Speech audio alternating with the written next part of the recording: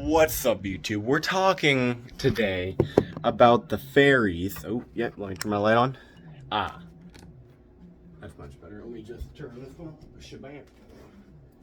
We're talking about fairies. The fairies that put reality together. Now, these are also called DMT elves, fays by some people. What else are they called? They're called pixies. They're called all sorts of things, but essentially the deal is that there are fourth dimensional mechanics going on. Simple mechanics, actually gears. Well, they're multi-dimensional gears that aren't exactly like, third dimensional gears. They're more complicated, but they are gears. They're the closest equivalent to a fourth dimensional gear that you could ever think of, as well as all sorts of other mechanisms from those gears. And by moving certain aspects of certain machinery they're able to make events happen.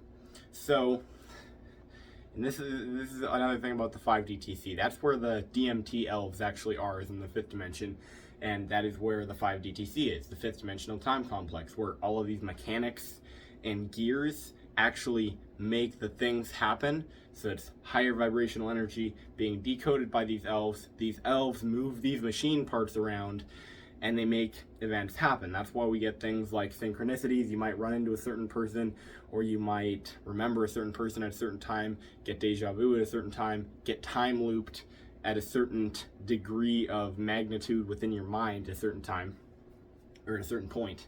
So I've said before that every single action that we take, every micrometer that we move, every time one blood cell passes up another blood cell on the way down your veins, is all determined by these massive, extravagant plays. Because the way that these elves actually move the machinery is through conduct that is so telepathic and intertwined. Kind of like how smart cars don't need stoplights or go lights, because they can just have perfect programming that drives them through traffic, ceaselessly and needlessly of any other help. That's the same way that you communicate in the fifth dimension. You don't communicate at all.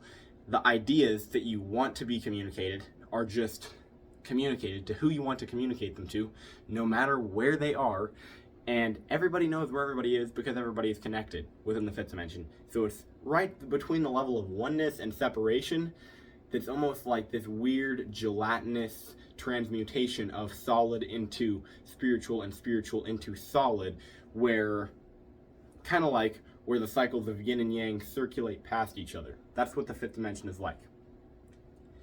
And all of these tiny processes are what I like to call rooms within each of these other big mechanical movements that are being done by those elves.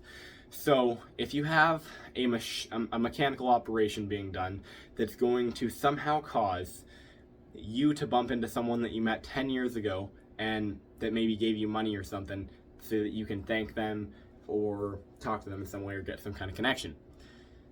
Within the mechanical process that caused that, there's a door somewhere within the scene, because it's all plays, okay? It's all acting. It's all like a theatrical performance that's being put on, okay? Within those, there's a door or a hole through a cog somewhere, or a conversation that's kind of like a side quest in a video game, where you end up in the mechanical process that causes other events. So within you meeting them, maybe one of you had a 4 o'clock meeting before you met them, you were on your way home from that, okay? Or any sort of small details. Then within all of those small details, which are like sub-levels of the ultimate mechanical movement, there's more and more and more things. And these sub-details get infinitely smaller, which is also the way we're going to ignore that for now. All the way down to as small as the position of a certain atom within your cup of coffee. Now, this is also called the microcosm. Within the macrocosm, you have things like cities.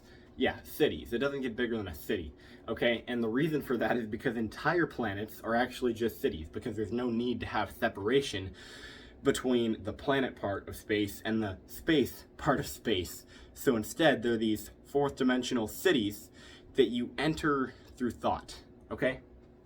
which is why each planet has its own special type of energy. Like there's a city in Venus, there's a city in Pluto, there's a city in Mercury. Every single planet and every single moon around every single planet and every single star has a city. Now those cities change. They're just like every other plane of existence except way, way higher vibrational in a different dimension. So essentially within the 5DTC, you have elves that carry out movements on the level of our perception, the level below our perception that are details so small we could never differentiate between them. Then you have the macrocosm, and the macrocosm is essentially all of these huge things, these huge astronomical processes happening inside of cities that are planets that are actually stars, because it's all the same. They're massive clumps of consciousness that become cities. And that is why everybody sees DMT elves. Because they're real, and they're just architecting everything that happens. Yeah. Goodbye.